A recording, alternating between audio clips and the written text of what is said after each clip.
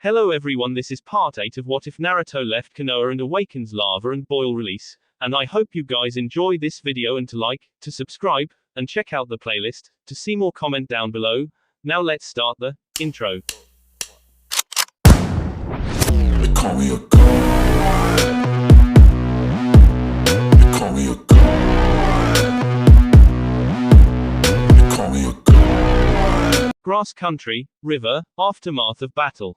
As Sasuke began to slip into the water, a trio of figures came out of the trees and jumped down. The apparent leader walked up to the ailing Uchiha and roughly pulled him up by the arm, eliciting a groan from the boy. Placing a glowing hand over his head, the man nodded to his two subordinates, to which one of them moved a hand over their ear. "Sir, the package has been taken. I repeat, the bargaining chip is ours. Orders." The crackle of the radio quieted as the three waited for their superior to come back. "Return to base immediately, Leader Sama is pleased." The one carrying Sasuke slung the teen over his shoulder and started off in a run towards their destination. "Why does Leader want this Uchiha? What is so special about the traitor?" one of the men asked, to which he was replied with a grunt. "HMF. The leader is an expert at diplomacy and is very clever. He obviously has a plan for this one and that strange masked man. Kirigakure, Uzumaki Terumi Estate. P. Pregnant," Naruto exclaimed, not believing what he was hearing. Mei giggled a bit and nodded, pointing at her stomach where his hand still laid. "Our baby is growing right inside of me, isn't it wonderful?" Naruto just went from looking at her to her stomach before putting his hand onto his forehead. Oh boy. And with that, our brave hero fainted, something which many young dads can attest to. Mei just watched as her fiancé slumped into the couch and wanted to break out laughing, not at all feeling worried. She knew that Naruto was happy, overjoyed even that they were having a baby. It was just a very big shock. Settling for laying the big blonde down on the couch in a more comfortable position with his head on her lap, Mei was content with just waiting for him to wake up before they talked about the great news. After some time, her Naruto began to awaken and she gave him some space as he collected himself.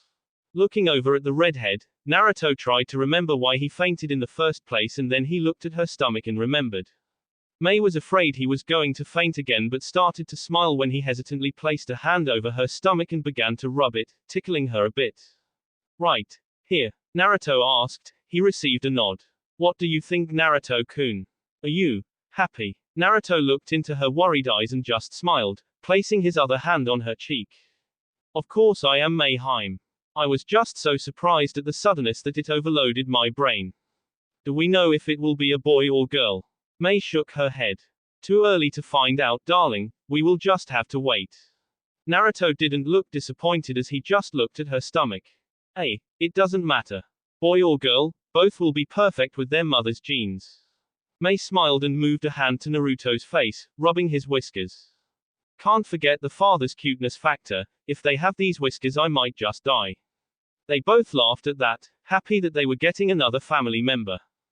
Kirigakure, Uzumaki Terumi Training Grounds. Naruto stood in the middle of the field preparing for his first summoning attempt of a lava monkey. All in all, he was pretty excited. Going through the universal hand signs of summoning, Naruto slammed his bloodied hand onto the ground and watched with satisfaction as a sizable puff of smoke appeared. Summoning technique. From the smoke came two creatures, not one as Naruto was expecting. There stood a moderately sized lava monkey somewhat taller than Naruto himself. He stood with all four palms on the ground. Next to him appeared none other than Gamakichi, who looked confused until he set his eyes on Naruto. "Yo. Hey Naruto, it's been forever since I saw you."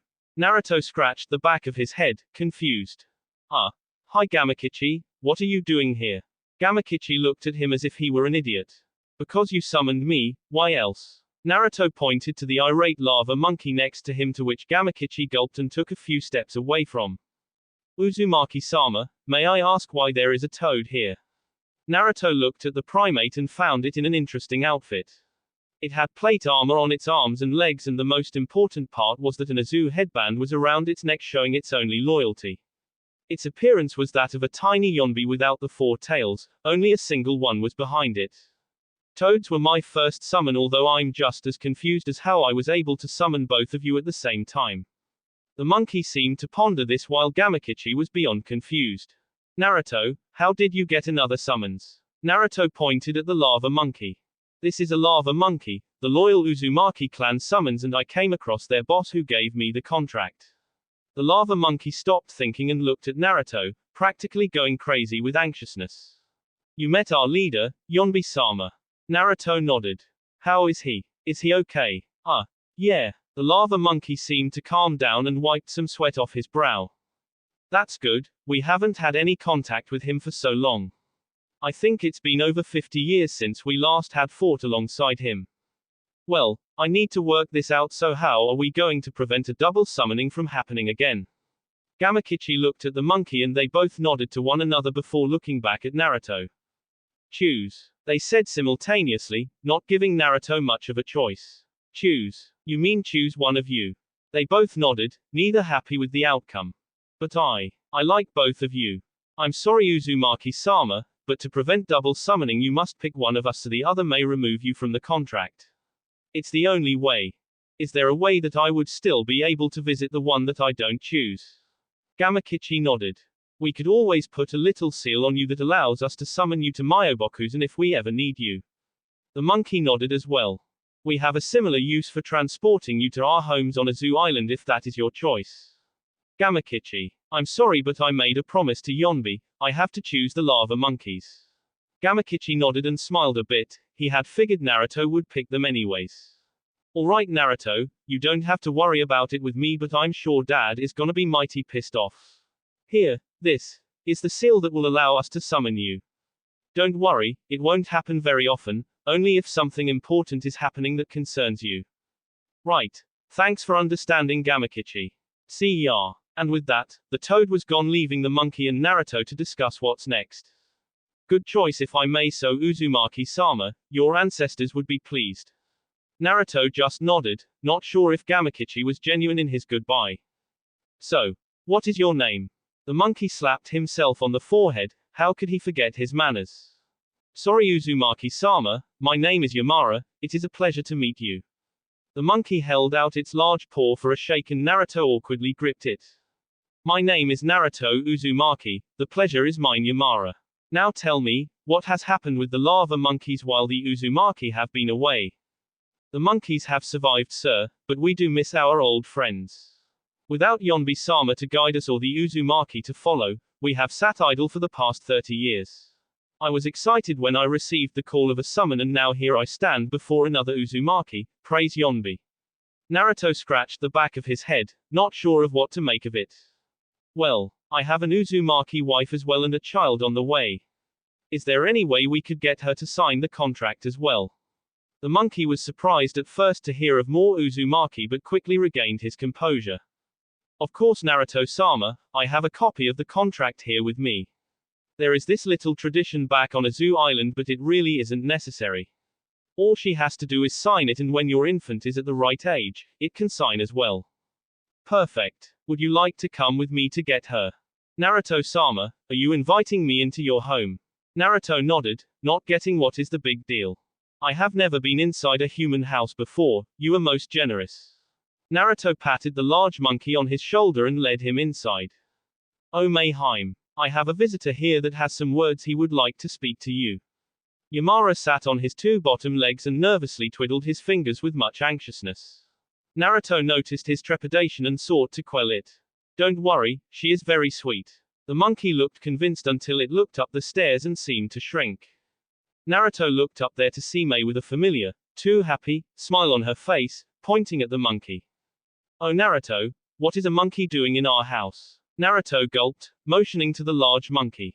This is Yamara and he has come from Azu Island through a summoning to ask that as an Uzumaki if you would sign the summoning contract. Mei's eyes softened when she heard that and slowly moved down the stairs to stand before the two. Immediately, Yamara moved to bow low but was stopped by Mei herself.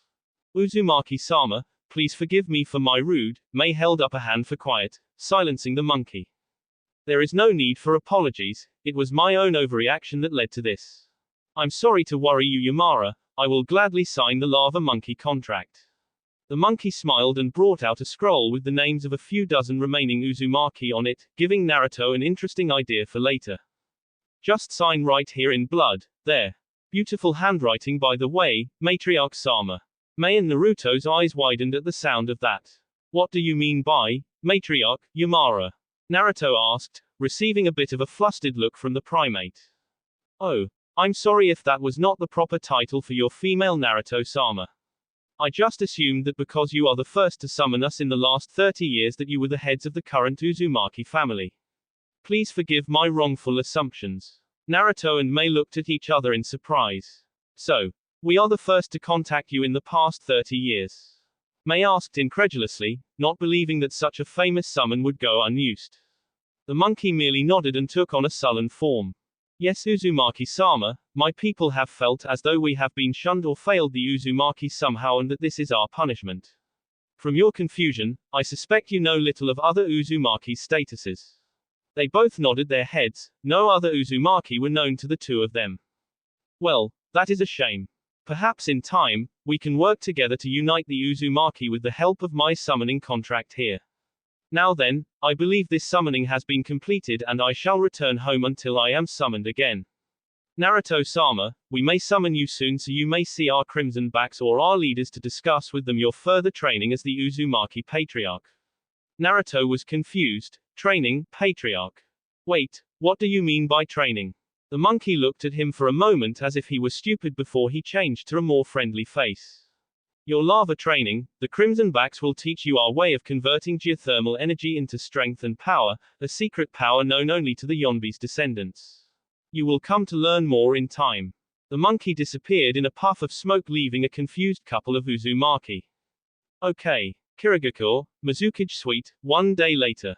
Mei sat at her desk in her normal attire, going through a few documents while she waited for Naruto to arrive. She had received a priority message from the Raikage that his brother, Killer Bee, had requested Naruto's presence for a training exercise. Seeing nothing wrong with it, Mei allowed it to go through and now she just had to see him off.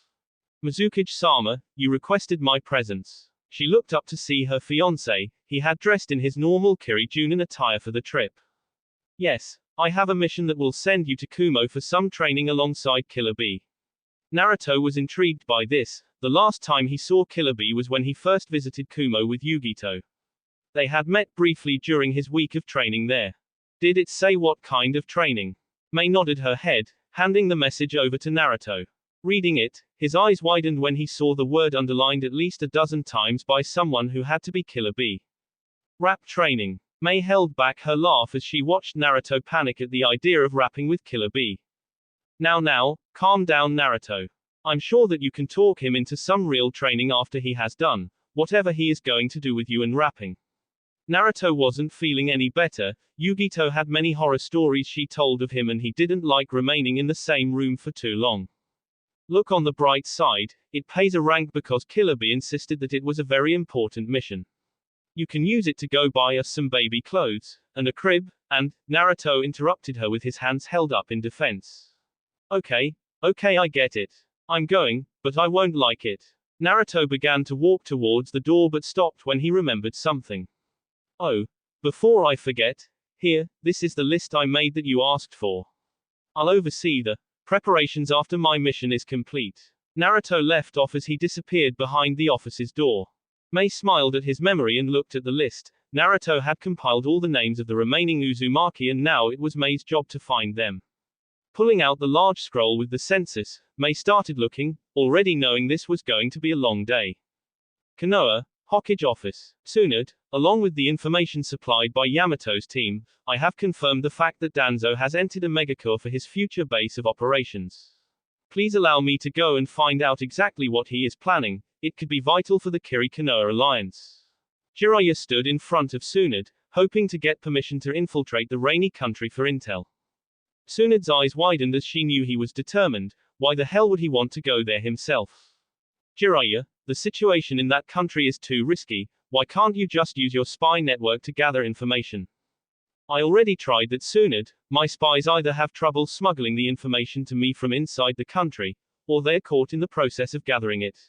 I no longer have a viable network in the country and now it's up to me to find what we need. Will you allow me to do it? You understand the risks, don't you? Jiraiya scoffed. Of course he did. I am one of the Sannin, remember. I can take anything the old coot can throw at me. We will have what we need when I get back. See ya, Tsunade-chan. Jiraiya was gone in a puff of smoke, not even waiting for her final approval. Damn idiot, be safe, she said as she looked out the window in the direction he disappeared to. Kumogakure outskirts, Killer Bee's training grounds. Okay B, what is this? Rap training, that you want me to help you with? Naruto and Bee were standing on a large circular platform with Bee's hideaway a little higher up the mountain they were on. Bee scratched the back of his head, a bit nervous. He pulled out his rhyme book and got out a pencil but didn't write anything.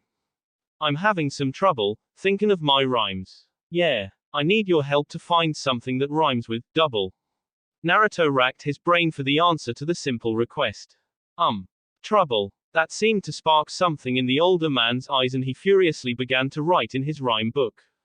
Get this. Gotta go on the double, before I get in trouble, float away in a bubble, 'cause I float like butterfly and sting like a bee 'cause I'm Kiri.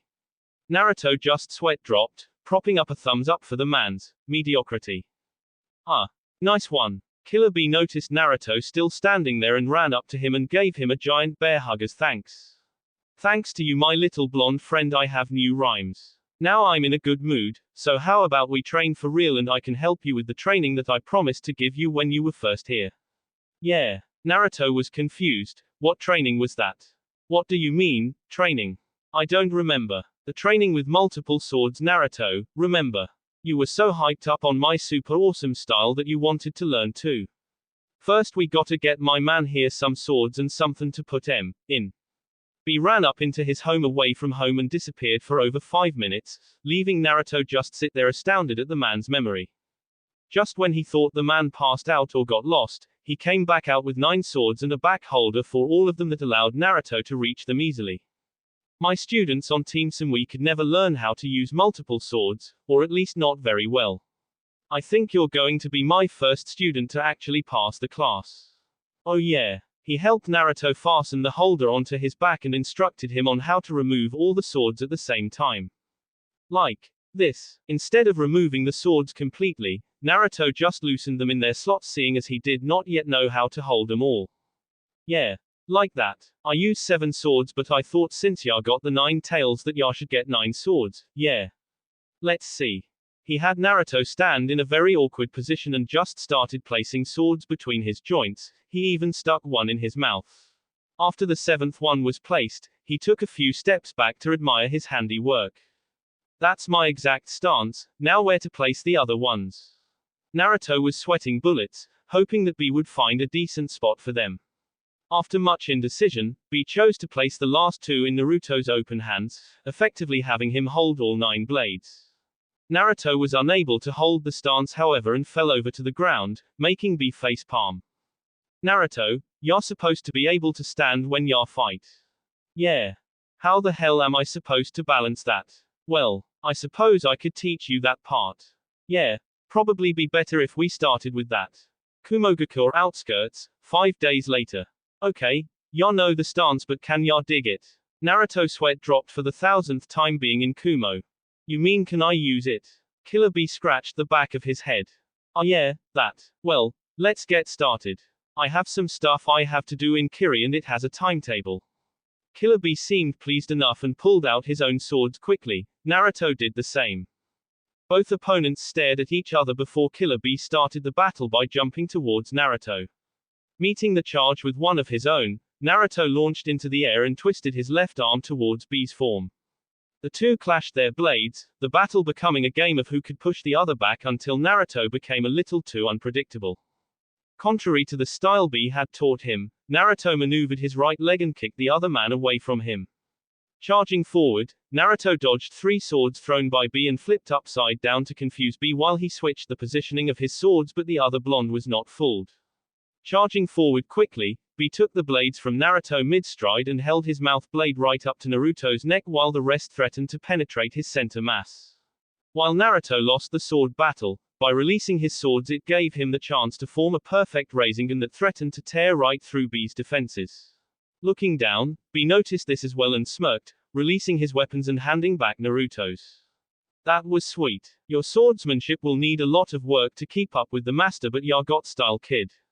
Placing his weapons back in their correct holsters, Naruto bowed to his sensei. Thanks B. I think. Yeah. Whenever I need you for more of those sick rhymes, I'll call ya. I'm alright. Don't push yourself. Naruto left in a flash of yellow to go visit a place that he should have gone to a long time ago. Man, I gotta learn how to do that. Azuu Shores. Naruto walked up along the shoreline towards the mainland, cutting through the dense foliage. He was looking for Azugakure, the hidden village where he expected his clan's living quarters were. Realizing that this was going to get him nowhere, Naruto went through a few hand signs and slammed his hand down onto the ground to make a puff of smoke appear. The familiar face of Yamara appeared and it gave Naruto more confidence that his mission would be a success. Ah, Naruto-sama, good to see you. Why have you summoned me though? I need your help finding the ruins of Azugakure. I need to start fixing it up. Yamara heard that and smiled. While I admire your mission, sir, I'm afraid that you can't fix it up. Why is that? Naruto inclined his head towards Yamara in a suspicious gaze. It's because the monkeys have already fixed the cities for you, in hopes that you would return. I can show you Azugakure if you wish though, it is a beautiful city for humans anyway. Alright, why not? Naruto followed the monkeys' lead as they explored the jungles and slowly started to reach the city. Naruto was amazed by the amount of animal life though, it seemed every few steps you took there were lava monkeys in sight or even other animals. When the foliage began to thin out, Naruto knew that they had almost arrived, but he was not expecting the sight before him. Azugakure, gates. What is this? Yamara had led him to what appeared to be the eastern whirlpool fields of Azuu country. Yamara spread his arms wide in front of him, amplifying the sheer grandeur of the moment. This is Azugakure. Naruto looked around confusedly, all he could see were multiple whirlpools that were huge, ship-eaters in size. They currently stood on the shore but Yamara began to walk across the water without fail or worry. Naruto soon followed and the two were soon standing in the middle of the dangerous fields. That was the first defense, if we had not been who we were, the whirlpools would have sucked us in. Now for the entrance. Suddenly Yamara jumped into the nearest and largest whirlpool before allowing himself to be sucked away. At first Naruto thought he had fallen in on accident but soon realized that this was the so-called gate of Azugakure. Naruto felt himself being tugged by the strong currents and could tell he was moving towards the island. Naruto tried to open his eyes to see where he was going and found the currents were leading through tunnels that had been dug out under the island. Entering through one of them, Naruto could feel the heat rise and could only guess that there was volcanic activity on the island. Feeling the current change, Naruto was now being pulled upwards towards the surface. A bright light was above him. Azugakure. Coming out of the giant geyser, Naruto felt himself launch into the air a few moments before landing solely on his bottom. Yamara stood off to the side, patiently waiting for the Uzumaki to gather himself. Ah, you have arrived, how did you like the ride? Naruto slowly stood up while nursing his hurt backside. Is that the only entrance to Azugakure? Yamara looked at him curiously before shaking his head. No, if you know the right direction, you can walk here from the shores. There is an elaborate genjutsu that will only fall if you are an Uzumaki or monkey, otherwise it seems like you're just walking through more forest. Good. Because I don't want to do that again. The red primate shrugged. I suppose it's more popular with the children then, the whirlpool fields are popular spots. I'll bet. Wow. Naruto finally took notice of the city before him and was amazed at its style and somewhat familiarity. We are here, the home of your ancestors, Azugakure. Naruto took notice that most of the buildings were painted red or orange, bright vibrant colors littered the view. The city building structure was similar to Kiri's because the buildings were in cylindrical shapes for the most part, except for a few that seemed to be very important. Naruto looked closely at the Japanese-style castle that had Azuu swirls adorned on it and figured it to be the head clan's building. Naruto looked behind himself to find a large wall that prevented access to would-be travelers. The Uzumaki really didn't like outsiders apparently. I hope the monkeys did a good job with your city, Naruto-sama. We have had over 50 years of solitude so this was one of the few things we could do. How does it look? Naruto walked along the main street a bit followed closely by his guide. Well, I don't know what it looked like before but I like it. It feels very familiar while at the same time very new. Your people did a wonderful job. I can't wait to move in. Yamara's eyes widened, he was coming to live here. Naruto-sama, Do you mean that you will come back here to live? Naruto turned to the monkey and nodded. Praise Yonbi. Hopefully more Uzumaki will follow, we can be a true family again. Naruto looked up into the sky, wondering how Mei was doing. Hopefully. A megacore. A toad came up for a peek at land, looking around to see if it could find anyone. It was currently in a large body of water that surrounded the city, keeping most travelers well away from it. Opening its mouth, the toad allowed the man that had been tagging along to come out of hiding. Jiraiya slowly pulled himself out from inside the small amphibian and took a look at his surroundings. It was raining, so he pulled on a cloak that would allow him to move throughout the city without being recognized. Just as he was beginning to walk off towards the lights of the festival, the toad had a final question. Jiraiya-sama, are you sure this is a good idea? Surely we could find the information you need another way. Jiraiya looked back at the small animal and smiled, hiking a thumb at himself. Or come on, have a little more faith in me will ya? I am the Toad Sage and Sanin Jiraiya, I think I can handle it. Don't worry, I'll be back out soon with all the information we need. Jiraiya quickly turned around and began to walk, his smile had left him and a frown had settled on his face. I'm not sure what it is, but now I'm starting to get the feeling this mission is different than the others. Oh, look at me, I'm letting the others' doubts get to me. I'll be back drinking sake with Sunadheim in no time, just watch. A megacore festival. Jiraiya stalked through the crowd of Am citizens, silently observing the holiday arrangements. He would go to the occasional shop and sample their wares, ask simple questions and try and get what he needed out of them. As he walked amongst them, Jiraiya felt just how alien he was standing with them. This isn't working, these people are too suspicious of foreigners. I'm like an outsider. The old pervert moved off to the side and found a bench, deciding to take a break from his investigations. His eyes wandered from suspicious persons to beautiful ladies, slowly beginning to drool over the forbidden fruit. I wonder if there are any pleasure places here. Such a gold mine in a country locked in civil war. And I am the first man to find it from the outside. I stake my claim. Just as Jiraiya was about to chase a particular piece of fine ass, he noticed a peculiar figure walk past him. This particular person stood out because his mask wasn't a civilian design, it was a Konoha design. Furthermore, with his experience, Jiraiya could tell the bulges under the man's cloak were his weaponry. This led him to one conclusion: this was a root operative that was operating inside an enemy city. Standing up, Jiraiya began to trail the man who was sticking mainly to populated areas. After a few more minutes of aimless wandering, Jiraiya noticed another similar figure begin to walk alongside the man. A few minutes later another joined, the trend continued until there was at least half a dozen of them walking loosely with one another. What are they up to? The 6 identified Anbu were now going down an alleyway, void of anyone else other than themselves and a white-haired spy. Concealing himself with a simple chameleon technique, Jiraiya watched as one went up to a wall and pressed inward, the assortment of pipes shook and rose revealing a passage. All 6 quickly went inside with a close by Jiraiya following on their toes. They led him through multiple passages, all kept professionally quiet as they approached their command center. Entering through the last passage, all 7 walked into a large room with a conference table in the center of it, some sort of meeting room.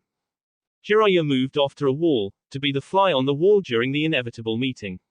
His eyes widened as the 6 root operatives threw off the trademark white cloaks for a sinister revelation to show, they were wearing Akatsuki cloaks underneath them. My god, that old bastard really did it. He joined Akatsuki and brought his men with him. His thoughts were interrupted when previously unseen doors opened and it revealed Danzo walking with 3 figures into the room. The root soldiers had taken up security places around the room, watching all 4 carefully. Danzo, I see your men have taken up their new colors well, said the man with the orange mask. He seemed suspicious to Jiraiya. Danzo himself ran his available hand over his new cloak, particularly tracing the red clouds. Yes, well, I must admit they are wonderful colors. Besides, I told you we joined forces, correct? That was all the proof Jiraiya needed. Danzo was now a criminal among the Akatsuki. You are sure about this, sir? Allowing an ex-Konoha shinobi to just waltz in here and join us? A strangely shaped man with what looked to be a Venus flytrap.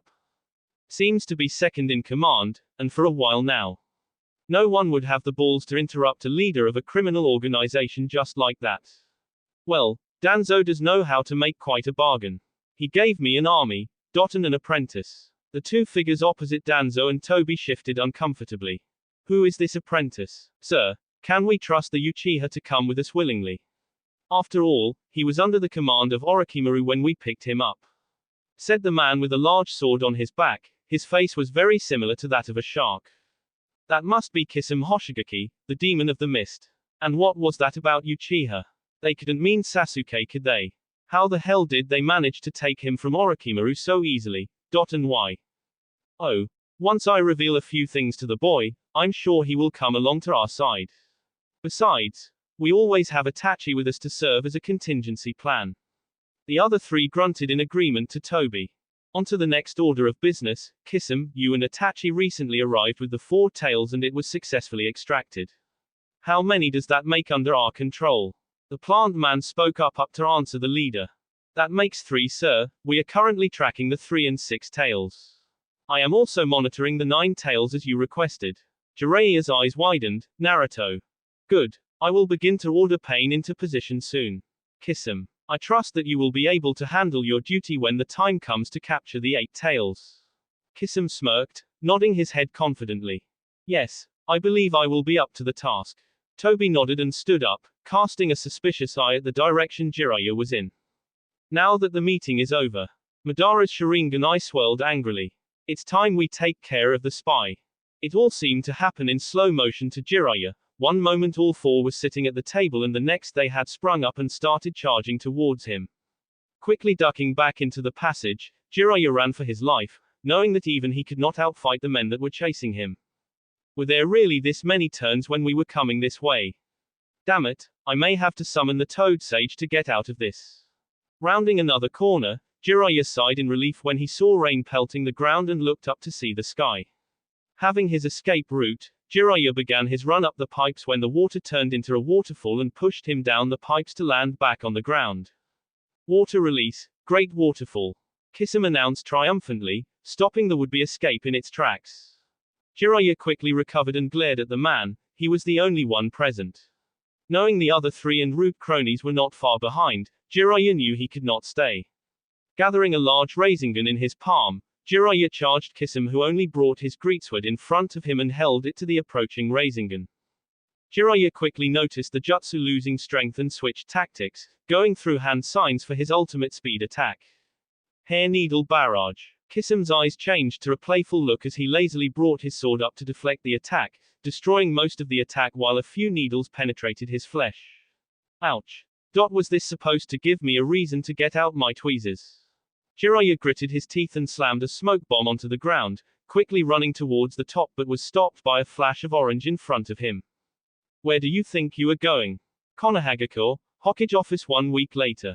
Tsunade-sama. Shizune came running through the office door to alert Tsunade of the Toad presence in Konoha. Tsunade and her visitor turned to look at Shizune, who had made an unnecessary uproar in the middle of their meeting. Shizune saw Fukasaku had already shown himself and quietly dismissed herself, thoroughly embarrassed. As you were saying, Fukasaku-sama, Tsunade requested, intent on hearing any news on the missing Jiraiya. The Toad Sage sighed and looked at Tsunade with remorse in his eyes. We have yet to contact Jiraiya since he went into Am, however, he has sent us a message that contains info on Akatsuki. We received it soon after he arrived in Am, but no Jiraiya-chan. I'm not sure what has happened to him. Tsunade quickly swallowed her fears and took the scroll from the toad and began to read. Her eyes widened when she saw the many revelations written on the parchment. Sasuke had been abducted from Orochimaru, Kisame Hoshigaki was after the 8 tails, Naruto was being watched and that they captured the 4th tails. This was too much information for her to process, but she knew that this information had to be spread. I wonder why Iwa hasn't announced the Jinchuriki missing. Do they really care? This is quite a treasure trove of information. Fukasaku nodded, in thought. What will you do with it? If they really did kill Jiraiya-chan, we can't just let that go. Something must be done about this Akatsuki organization. Tsunade looked at the old toad and nodded, rereading the part where it said Naruto was being observed. We will send a general call to all major nations to meet us on neutral ground, possibly the Land of Iron if they will have us. Fukasaku looked at her incredulously before smirking, slowly making his way towards the door. Shinobi coming together against a common threat. I never thought I would live to see the day. Tsunade watched as he left and looked out the window. As per her nightly ritual and rainy day contingency, Tsunade pulled out a bottle of sake and poured herself a glass. The warming liquids rushed down her throat and uncomfortably settled at the bottom of her stomach. Why won't this let me forget? A lone tear fell from Tsunade's eye, a silent call of sorrow from the once strong Godime Hokage.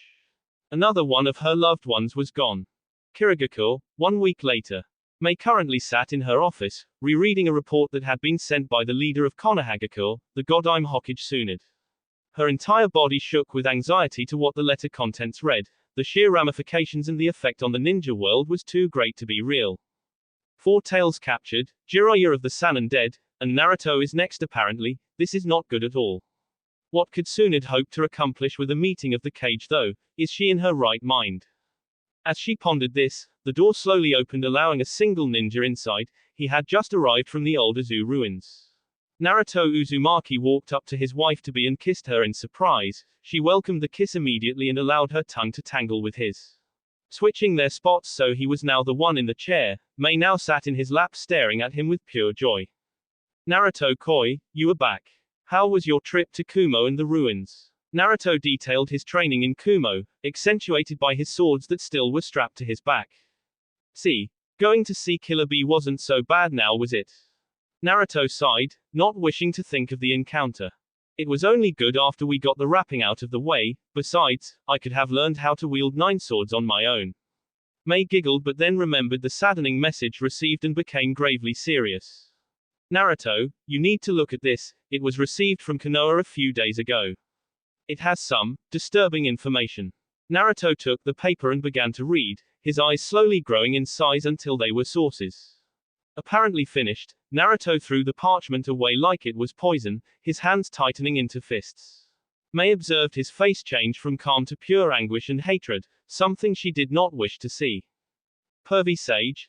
And Roshi too, those bastards. Naruto threatened to get up and hunt them down himself before Mei placed both hands on his cheeks to try and calm him. Naruto, please calm down. You going out there and trying to find the men who did this will get us nowhere. You need to save your strength for when the real battle comes.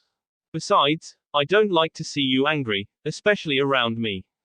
Naruto looked at her and saw the hurt in her eyes, making him feel ashamed. The small influence of QB Naruto allowed to slip through now disappeared, his eyes returning to ocean blue from the fiery red. I'm sorry. I shouldn't have overreacted like that. It's just that. You don't have to say it, Naruto. You already told me about your past with both of them. I would be just as angry if I was in your position. However, they both gave their lives to give you a chance to prepare and stop Akatsuki. And to cement that chance, Tsunade has called all 5 of the shinobi nations to a summit to be held in the Land of Iron. Naruto was shocked. Tsunade was trying to assemble all the villages. There is no way that could work right. I mean, we are talking about stubborn nations like Iwa and Kumo. How will we get them to agree? Mei seemed to ponder this for a moment. Iwa has obviously been keeping their Jinchuriki's disappearances secret, because otherwise they would have been calling for blood by now. If they are given a chance to rid a potential threat like Akatsuki, they can't refuse. Kumo is easy, you yourself had a hand in that. With you tagging along with me, it will surely ease relations during the meeting. Naruto's eyes widened, he was going. You want me to go? Mei looked at him as if it was obvious, to which he responded with a confused facial expression. Obviously, it says here I need 2 bodyguards to come with me. You are one of the strongest ninja in this village, if not the strongest. Why wouldn't I want you to come? And besides, it says in the fine print here that you have to come along, Hokage's orders. Naruto suspiciously picked up the crumpled paper and looked to see in small print that Tsunade really was ordering him to attend. So when do we leave? Tomorrow, Naruto-kun, be ready. Is there anyone else you want me to assemble? Mei poked her chin, trying to think. Suddenly she snapped her fingers, knowing just the man. Naruto, bring your old sensei here first thing tomorrow. Kumogaku, Raikage's office. What the hell is this? A notice from Konoha. Why the hell are they having a meeting? The Raikage bellowed, obviously not amused by this.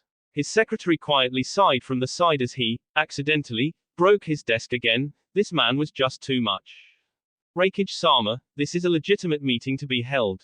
From the notes there, it shows that Akatsuki has turned from a rogue group of criminals to a powerful terrorist organization with possible ex-Konoha shinobi backing.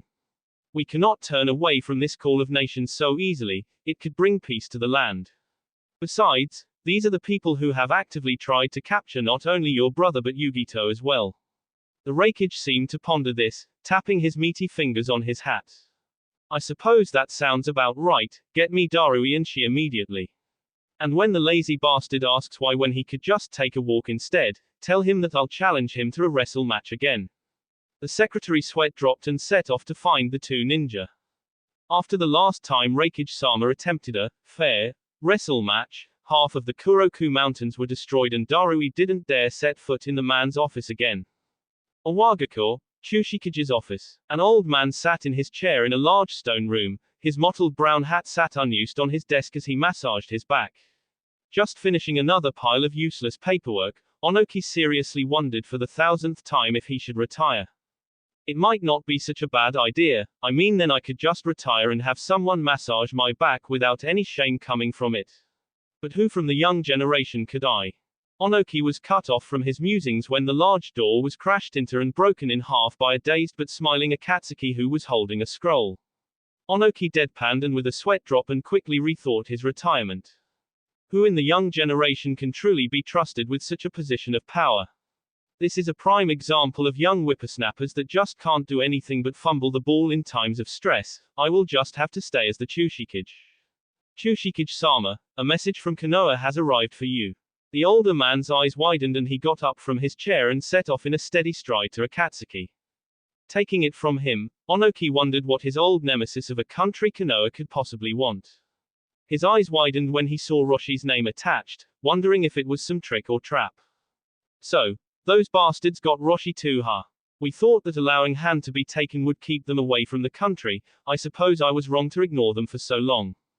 This looks suspicious, Akatsuki. Bring Kuretsuki here immediately, it seems we have a meeting to go to. Akatsuki looked shocked that the Chushikage was really thinking of going along with something that was proposed by Konoha. Are you sure, sir? I thought that we couldn't trust the Konoha dogs and that we would never come into talks with them again. Onoki looked into the younger boy's eyes, slowly shaking his head in a condescending manner. There are times when one must take contradictory actions to his previous words and promises for the greater good. Sometimes, Onoki looked out the window to his village. One must remember what it means to truly be a shinobi. Sunagako, Kazekage office. Temari, Kankuro, prepare for a journey. Tsunade has called for a summit meeting of the cage and I need 2 bodyguards. You are my first choices. Kankuro and Temari stood in front of the younger brother's desk talking about a priority message sent by Konoha. What's all this about, Gaara?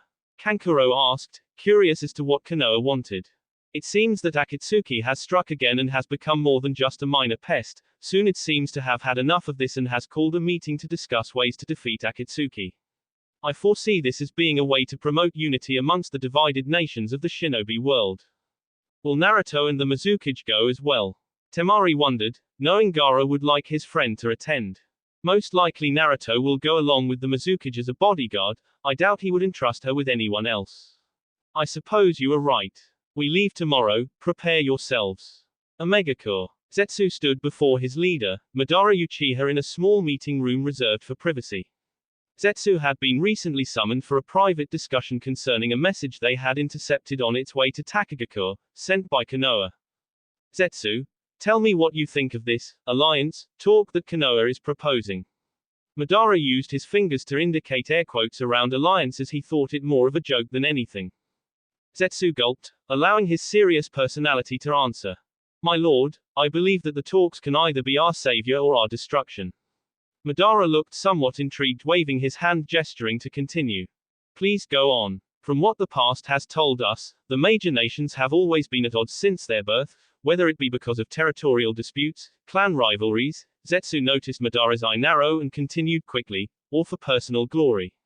Who is to say that this meeting of Cage could not turn out to be a bloodbath, a perfect place for them to ambush and attempt to kill one another? Madara thought this over in his mind, it sounded quite plausible. If we look at the past to solve the answer, but we both know that that tactic doesn't always work. I have felt something strange about this attempt to unite the 5 nations, and while it does not worry me, I am somewhat concerned on how it will affect our abilities to kidnap the Jinchuriki. Now, I have a mission for you that concerns this summit. Zetsu nodded, glad that his lord recognized his abilities. I need you to go to the land of iron and spy on the cage during the conference. We must find out any plans they create there and find out their strengths and weaknesses.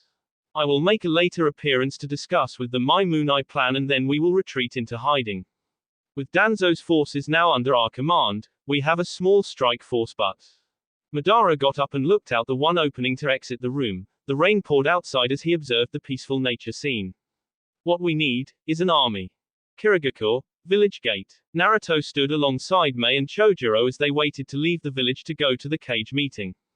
At the moment, a large amount of ninja and civilians were gathering to see him off. The meeting had been purposely leaked to the public for morale purposes. Naruto had wondered if Mei was still in a physical condition worthy to still be a ninja with the baby. Mei insisted that until the symptoms became more prevalent and her bump was obvious, she would stay in office. Wow, I didn't even know we had this many ninja. Naruto mumbled. The sheer amount of their forces was quite staggering to the blonde. Yes, and they have all come to see us off. Isn't it nice? She asked, turning to her fiancé. Naruto looked back at her and smiled. Chojuro, do you have everything you need? Mei asked. The boy had been quiet for some time now. He shuffled his feet on the ground and readjusted the sword on his back, barely glancing at the Mizukage's eyes. Yes, ma'am. I think I'll be just fine. I think. Naruto looked at him with a barely hidden smirk. His sensei had always been so timid. You have to have more confidence, Chojuro. Mei wouldn't have picked you had she not figured in your strength. If you have faith in yourself, you can be so much stronger. Chojuro looked up to his old student's eyes and smiled, standing a little bit straighter.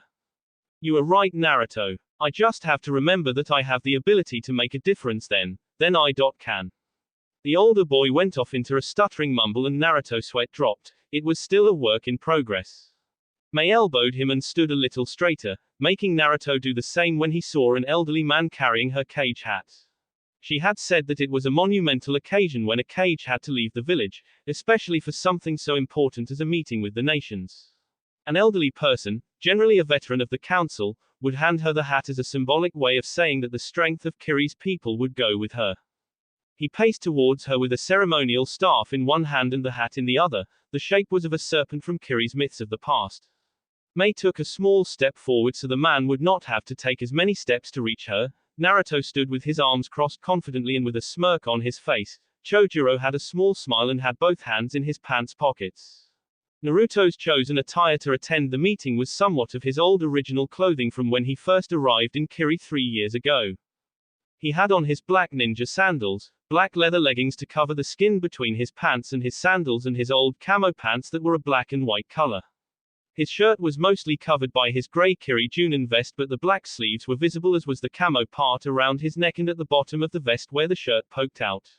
He wore his Kiri headband right on his forehead and had on his 2 gloves with metal protectors with Kiri's symbol on them. Be sure to take care of the Mizukage, make sure there are no problems. Naruto spied his fellow hunter Murako in the front of the crowd, giving him their parting orders. I know that, Naruto said back simply, noting Mei's small smirk that formed as he said that. Finally, the elderly man outstretched his hand and Mei reached for it and gently took it from him. She did not put it on, however, choosing to hold it as she spoke reassuring words to the populace.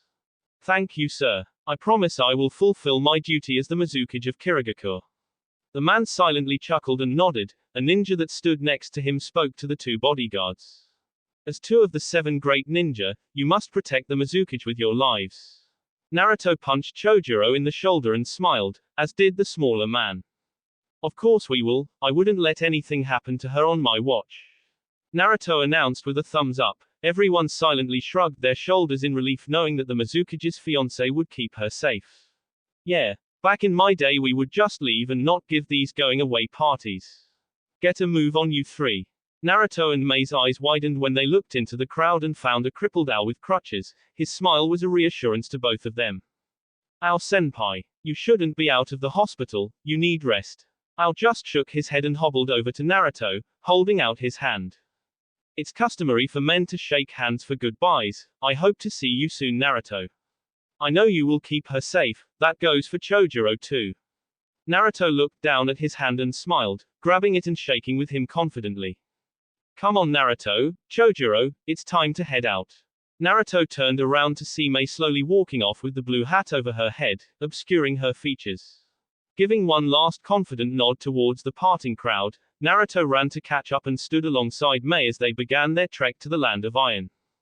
Kirigakure, prison. Upon leaving the festivity of seeing the cage off, Councilman Okoro headed straight for the prison that was the place he had visited only a month ago to see Kyo. Now that the Mizukage was gone, they could now begin work on overthrowing her and bringing about a new era, one without bloodlines like the Uzumaki.